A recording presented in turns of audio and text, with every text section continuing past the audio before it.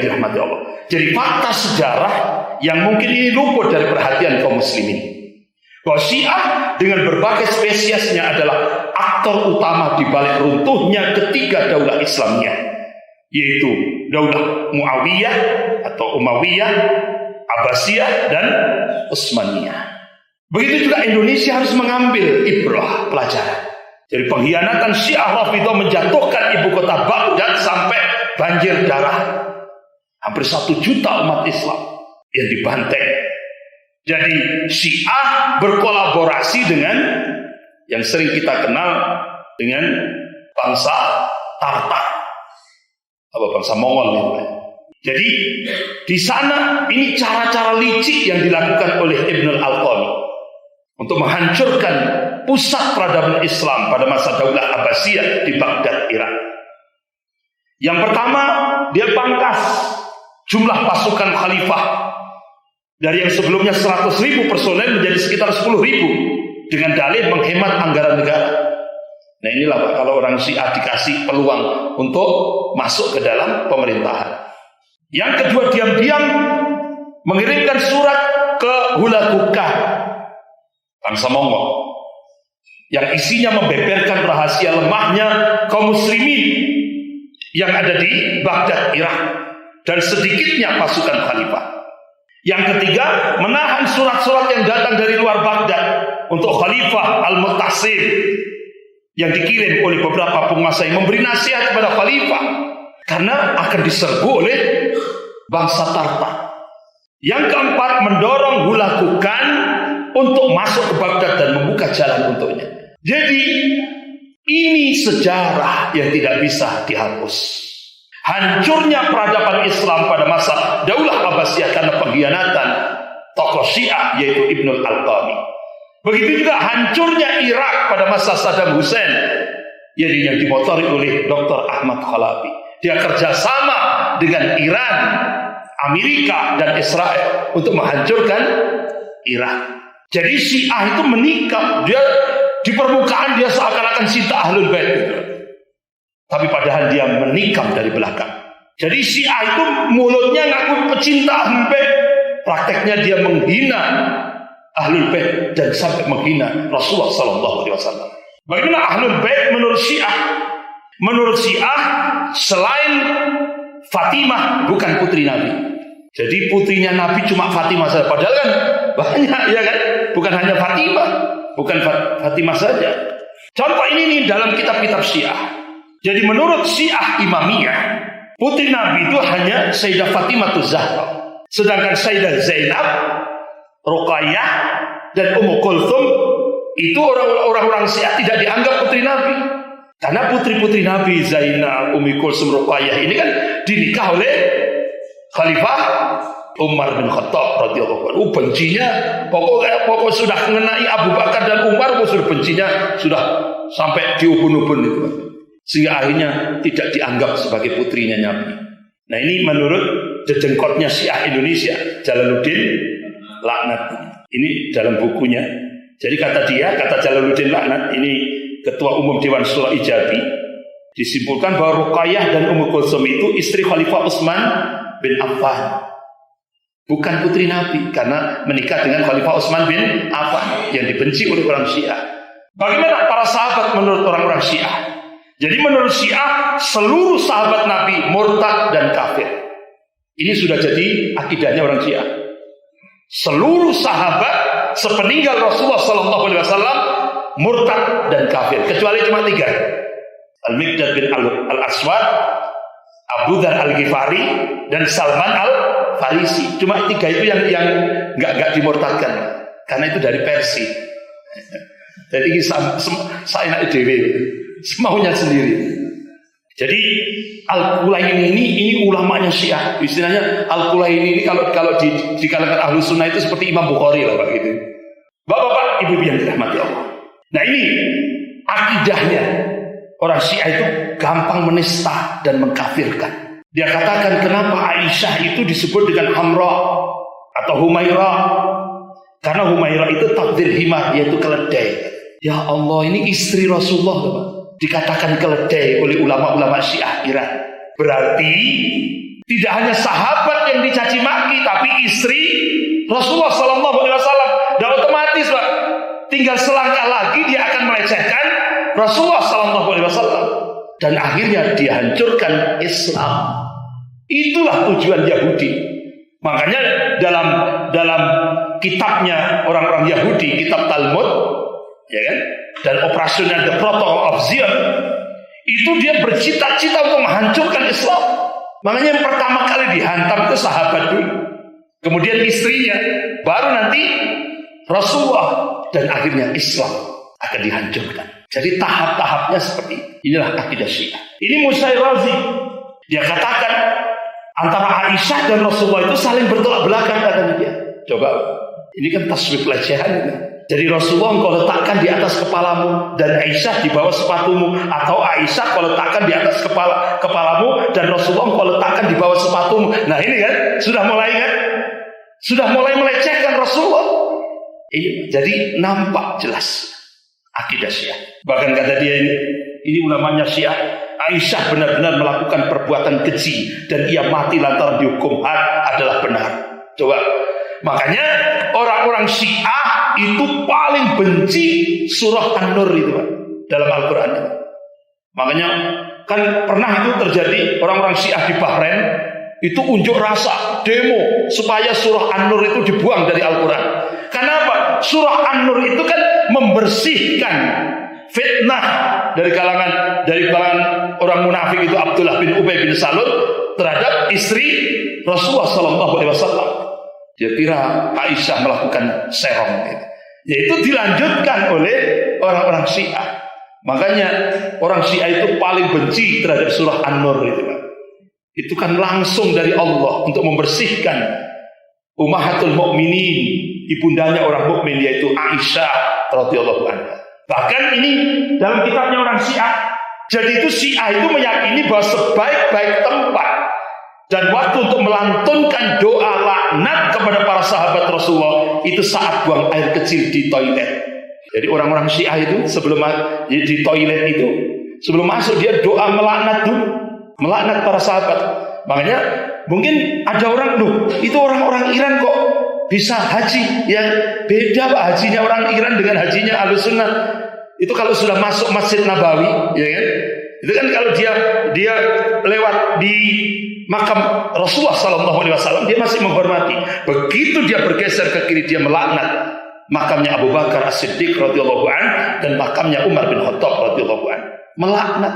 Makanya sekarang ini ketika Saudi Arabia langsung cut, akhirnya sekarang dia bikin haji sendiri di Karbala, Irak. Nah, Bapak-bapak Ibu yang dirahmati Allah, bagaimana umat Sunni menurut kaum Syiah? Bagaimana kita menurut pandangan orang Syiah? Dalam kitabnya orang Syiah, juz 10 halaman 361. Jadi orang Syiah tidak boleh memandikan dan menyolati jenazahnya Ahlussunnah kecuali pura-pura saja, karena Ahlussunnah itu kafir. Ini fatwanya ulama Syiah. Jadi tidak wajib. Jadi jenazah kaum Sunni itu tidak wajib disolati. Itu menurut pandangan orang-orang Syiah. Bahkan darah dan hartanya Ahlussunnah itu halal. Bapak-bapak Ibu yang dirahmati Allah. Nah, di Iran sepanjang tahun 2015 hampir 1.000 Ahlussunnah yang digantung. Itu dunia diam 1.000 bahasa. Itu diumumkan oleh Amnesty International, diam 1.000 bahasa. Nah, ketika pemerintah Saudi mengeksekusi satu tokoh Syiah yang ada di Saudi, dunia heboh Pak. Ketika Ahlussunnah digantung selama tahun 2015 itu hampir 1.000. Jadi terutama muslimah Ahlussunnah itu sebelum digantung seperti ini, itu diadakan acara ritual. Karena menurut keyakinan Syiah, muslimah Ahlussunnah itu halal kehormatannya. Jadi sebelum digantung itu diperkosa dulu, ada acara ritual dulu, baru digantung. Ini yang terjadi di Iran. Bagaimana fatwa para ulama tentang Syiah Rafidhah? Bapak-bapak Ibu yang dirahmati Allah, Imam Malik beliau mengeluarkan fatwa orang yang mencela sahabat itu, maka ia tidak termasuk dari golongan Islam. Bahkan Al-Imam Ibnu Katsir rahimahullah, Al-Imam Qurtubi rahimahullah, itu beliau menukil perkataan Imam Malik, Syiah kafir. Itu loh, Pak. Luar biasa orang-orang ulama-ulama dulu itu tegas. Tidak ada tedeng-aling-aling kalau menurut orang Jawa itu. Ya, tidak ada, tegas. Tapi kalau di Indonesia agak lemes, Pak. Fatwa ulama di Indonesia itu agak lemes. Syiah bukan Islam, agak lemes. Ini pandangan Imam Syafi'i terhadap Syiah. Jadi aku tidak pernah melihat seorang pun yang aku akui pendustaannya selain daripada golongan Syiah Rafidhah.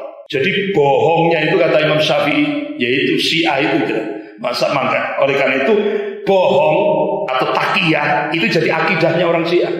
Jadi kalau ada orang Syiah tidak bohong itu berarti bukan Syiah itu, artinya masih belum kafah Syiahnya itu. Bahkan Imam Syafi'i nyatakan jangan kamu sholat di belakang orang yang berpegang dengan ajaran Syiah Rafidhah. Imam Ahmad bin Hanbal rahimahullah dalam kitabnya As-Sunnah lil Khalal, jika ia seorang penganut paham Jahmiyah atau Qadariyah atau penyuruh ajaran Syiah Rafidhah, maka tidak usah disolati dan tidak diberi salam. Jadi Imam Ahmad bin Hanbal rahimahullah mengeluarkan fatwa kita tidak boleh mengucapkan salam atau menjawab salamnya orang Syiah. Kita tidak boleh mensolati jenazahnya orang Syiah. Bahkan Al-Imam Ibnu Hajar rahimahullah dalam kitabnya Al-Mufassal juz 2 halaman 78, adapun perkataan orang-orang tentang pengakuan Syiah Rafidhah yang merubah bacaan-bacaan Al-Quran, maka sesungguhnya Rafidhah bukan termasuk kaum muslimin. Mereka adalah kelompok yang berjalan di atasnya jalannya Yahudi dan Nasrani dalam masalah kedustaan dan kekafiran. Mereka tidak perlu diberi salam, tidak boleh menikah dengan orang Syiah, tidak boleh menerima persaksian orang Syiah, dan kita tidak boleh memakan sembelihannya orang Syiah. Ini fatwa Imam Bukhari rahimahullah. Nah ini Al-Imam Ibnu Katsir yang tadi sudah saya sampaikan. Ini Al-Imam Ibnu Katsir dalam tafsirnya surah Al-Fath ayat 2, dari ayat ini dalam satu riwayat dari Imam Malik, beliau mengambil kesimpulan bahwa golongan Syiah Rafidhah, yaitu orang-orang yang membenci para sahabat Nabi, adalah kafir. Coba Pak, ini beliau berkata karena mereka ini membenci para sahabat, maka dia adalah kafir berdasarkan ayat itu, kata Al-Imam Ibnu Katsir rahimahullah. Pendapat tersebut disepakati oleh sejumlah ulama-ulama Ahlus Sunnah wal Jamaah.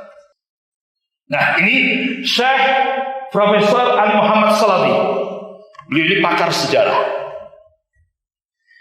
Dalam kitabnya Fiqhul Khawarij wa Syiah fi Mizan Ahlus Sunnah wal Jamaah, beliau memberikan khulasah kesimpulan, Syiah Rafidhah itu adalah tempat berlindung bagi setiap orang yang hendak menghancurkan Islam, baik dari golongan ateis, para pendengki dan provokator. Coba Pak sekarang, Allahu Akbar, apa yang dikabarkan oleh Rasulullah 1400 tahun yang lalu. Begitu juga analisanya Syekh Profesor Ali Muhammad Salafi. Di belakang Syiah itu adalah ateis, komunis. Rasulullah tidak memberikan kabar 1400 tahun yang lalu. Di belakang Persia itu adalah ateis, komunis. Nah sekarang coba di Sam, di Suriah, di belakang Iran, Rusia, Cina, Korea Utara, negara-negara komunis. Nah, kira-kira Rasulullah kan sudah ngasih kabar apa yang terjadi di Sam. Sam itu barometer akhir zaman, barometer dunia. Nah, apa yang terjadi di Suriah juga terjadi di Indonesia. Nah, kalau di Suriah itu Syiah, komunis, Saleh, Yahudi jadi satu, di Indonesia juga seperti itu. Karena di sana barometer. Jadi sejarah mereka dipenuhi oleh konspirasi, pengkhianatan, dan pemberian bantuan kepada musuh-musuh Islam. Ini Syekhul Islam Ibnu Taimiyah rahimahullah dalam kitabnya Minhajus Sunnah. Jadi kata beliau, orang Yahudi dan Nasrani lebih utama daripada kaum Syiah Rafidhah. Disebabkan karena satu hal, kata beliau. Ketika Syekhul Islam Ibnu Taimiyah bertanya kepada orang Yahudi, siapakah golongan yang terbaik dari agama kamu? Mereka menjawab, para sahabat Musa alaihissalam. Dan aku bertanya kepada orang Nasrani, siapakah golongan yang terbaik dari agama kamu? Mereka menjawab, para Hawariyin, yaitu sahabat Isa alaihissalam. Nah, ketika aku bertanya kepada kaum Syiah Rafidhah, siapakah golongan yang terjahat dari agama kamu? Mereka menjawab, para sahabat Muhammad. Coba. Oleh karena itu, Syekhul Islam Ibnu Taimiyah menyatakan Syiah Rafidhah itu lebih kafir daripada Yahudi dan Nasrani. Ini fatwa Syekhul Islam Ibnu Taimiyah. Bahkan Syekhul Islam Ibnu Taimiyah dalam kitabnya Minhajus Sunnah juz 2, banyak sekali orang-orang Syiah mencintai orang-orang kafir melebihi kecintaan mereka kepada orang-orang Islam. Oleh karena itu, ketika orang-orang kafir datang dari arah timur dan membantai umat Islam, menumpahkan darah di Khurasan, Irak, Sam, dan daerah lainnya, Syiah Rafidhah justru memberi mereka bantuan untuk membinasakan kaum muslimin. Bahkan ini Syekh Abdullah bin Jibril rahimahullah, ini adalah ulama kibar di Saudi Arabia. Nah, beliau ditanya tahun 2004. Beliau ditanya tentang Syiah. Syekh, apakah Syiah itu golongan murtad? Lalu Syekh menjawab, Syekh Abdullah bin Jibril menjawab, mereka tidak pernah, Syiah itu tidak pernah murtad karena mereka tidak pernah menjadi muslim. Gitu, Pak. Ini kan logikanya benar, Pak. Mana mungkin dihukumi murtad, wong dia belum jadi seorang muslim saja belum, apalagi dihukumi murtad. Nah, seperti itu. Ya. Ini Syekh Abdullah bin Jibril rahimahullah, beliau itunya kibarul ulama besar di Saudi Arabia. Nah, ini Profesor Mullah Ahmad Kasrafi. Beliau ini ulama Syiah, tokoh Syiah. Bahkan di Iran itu lebih tinggi, jadi pemikirannya itu lebih tinggi beliau ini daripada Khomeini. Intelektualnya itu lebih tinggi beliau ini daripada Khomeini. Namanya Profesor Mullah Ahmad Kasrafi. Tapi setelah tahu, akhirnya beliau tobat. Beliau keluar dari Syiah dan masuk pada Ahlus Sunnah wal Jamaah. Akhirnya beliau bikin sebuah kitab, sudah diterjemahkan dalam bahasa Indonesia, judulnya yaitu Ulama Syiah Menghujat Syiah. Ulama Syiah Menghujat Syiah. Jadi kesimpulan dari buku kitab yang beliau tulis sudah diterjemahkan dalam bahasa Indonesia. Sekiranya paham Syiah merupakan jalan petunjuk dan bimbingan bagi umat manusia, maka kehadiran para tokoh tersebut patut disyukuri dan berhak mendapatkan pujian. Namun, kata beliau, paham Syiah adalah jalan kesesatan untuk membelokkan umat manusia dari al-haq, dari kebenaran. Karena itu tidak ada yang patut diberikan kepada mereka selain cercaan dan hinaan. Akhirnya apa yang terjadi? Akhirnya Khomeini menggerakkan pasukannya, Garda Revolusi Iran, untuk membantai Profesor Mullah Ahmad Kasrafi. Biadab sekali Khomeini. Jadi di buku ini ditunjukkan jenazahnya, biadab sekali. Oleh karena itu, Majelis Ulama Indonesia Pusat itu Kiai Haji Khalil Ridwan LC.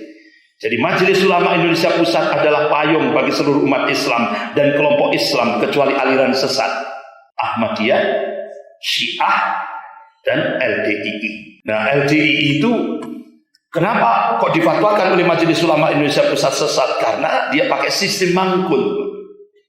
Sistem mangkul itu kalau ada hadis sahih riwayat Bukhari tapi belum diajarkan oleh amirnya, tidak boleh dilaksanakan.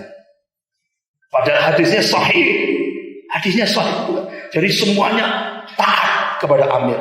Bahkan kalau amirnya menyatakan kamu harus cerai, terus nikah sendiri, harus taat, sami'na wa ata'na. Dan kesesatannya yang kedua, dia menganggap di luar jamaahnya kafir. Bapak-bapak, ibu-ibu yang dirahmati Allah, siapa pendiri LDII yang dulunya namanya Islam Jamaah, kemudian berubah jadi Lemkari, terakhir berubah jadi LDII? Pendirinya adalah Jenderal Ali Murtopo. Jenderal Ali Murtopo Di belakangnya ada Peter Berg. Jenderal Ali Murtopo direkrut, kalau kamu kepingin jadi RI 1 menggantikan Pak Harto, ini ya. Syaratnya hancurkan umat Islam dari dalam. Salah satunya dia merekrut Hasan Jubaidah dari Kediri. Hasan Jubaidah dari Kediri dilantik oleh Jenderal Ali Murtopo jadi imamnya Islam Jamaah, berubah jadi Lemkari, akhirnya berubah jadi LDII. Makanya, mungkin bapak-bapak bertanya-tanya, kok eksis terus bahkan semakin semarak? Iya, karena lihai. Tergantung siapa yang menang. Kalau dulu yang menang Golkar, ikut Golkar. Kalau yang menang PDIP, ya ikut PDIP. Kalau yang menang Demokrat, ikut Demokrat. Ya itulah, makanya selamat terus. Nah, ini bapak-bapak ibu yang dirahmati Allah. Start tahun 2015, Amerika menghapus Iran dan Syiah Hizbullah Lebanon dari daftar teroris. Artinya sejak start 2015, Syiah menjadi senjata baru bagi Amerika untuk melemahkan dunia Islam, termasuk di Indonesia. Syekh Abu Hurairah Khatib Arini menyatakan Syiah adalah senjata baru Amerika untuk melemahkan dunia Islam, termasuk di Indonesia. Makanya kenapa Syiah bisa masuk ke Indonesia? Pemuda-pemuda Syiah dari Iran, Lebanon, Afghanistan bisa masuk ke Indonesia atas bantuan Dinas Intelijen Amerika Serikat CIA. Dimasukkan ke Indonesia lewat Pekanbaru, Balikpapan, Makassar, Manado, Cisarua Bogor, Wonosobo Jawa Tengah, bahkan sampai pantai selatan Pulau Jawa. Balikpapan berapa itu? 330-an. Itu sempat saya tanya, Pak. Saya tanya kepada kepala Rindemin ya, apa namanya itu? Rindemin itu saya tanya. Pas waktu itu saya mikir kalau saya tanya di tempat itu khawatir nanti ada dari alasan security, keamanan. Akhirnya pas saya jagong di masjid. Artinya saya berjaga di masjid. Mudah-mudahan yang ini penanggung jawabnya itu sholat, karena itu di dekat rumahnya. Saya langsung, alhamdulillah datang.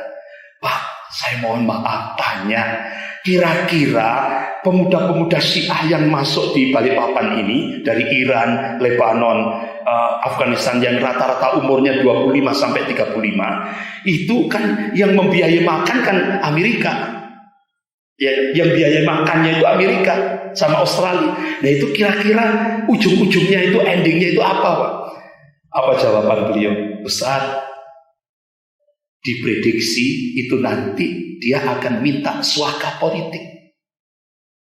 Akhirnya akan jadi warga negara Indonesia. Kalau di Makassar itu ribuan gitu, Pak.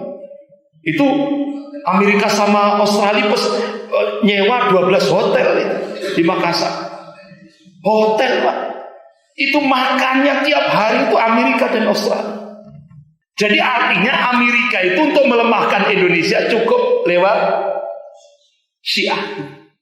Belum lagi di Sarwa Bogor. Bahkan di pantai selatan Pulau Jawa, itu di tempat saya di Banyuwangi, tempatnya di Rogo Jambi, dia sudah punya pasukan asasin. Apa pasukan asasin? Pembunuh. Seperti itu. Nah, ini bapak-bapak ibu yang dirahmati Allah, ini big bossnya Syiah. Ya, siapa ini? Hasan Rohani, presidennya Iran. Hasan Rohani, penggantinya Ahmadinejad. Ini big bossnya. Dia ngomong kepada Barack Obama. Jadi kalau dulu zamannya Ahmadinejad itu kan ada syiar al-mautul Amerika, matilah Amerika. Itu cuma sekedar takiyah. Apa, Pak? Ya, anu saja, cuma kalau bahasa Jawa abang-abang lambe itu apa itu. Apa bahasa Indonesianya itu? Cuma bahasa diplomasi saja. Takiyah, bohong lah gitu. Jadi itu disampaikan ketika diwawancarai oleh stasiun televisi Amerika CBS dalam durasi 60 menit. Jadi itu cuma politik saja. Makanya sekarang ini bapak-bapak ibu yang dirahmati Allah di Iran, kalau dulu kan matilah Amerika, al-mautu fi Amerika, ya kan? Itu sekarang di Iran benderanya Syiah, Amerika, Israel jadi satu. Loh, kenapa kok Israel ada juga di yang mendirikan Syiah kan Yahudi. Jadi sekarang di Iran itu 3 bendera itu jadi satu. Amerika, Israel, Iran. Bahkan di Wall Street Journal, Barack Obama menggandeng Syiah Iran dan Rusia untuk menyelesaikan perang di Suriah. Sekarang ini jadi ini Pak, sekarang ini umat Islam seluruh dunia baru tahu sekarang, baru melek bahwa ternyata sekarang ini Syiah, komunis, Salib, Yahudi jadi satu.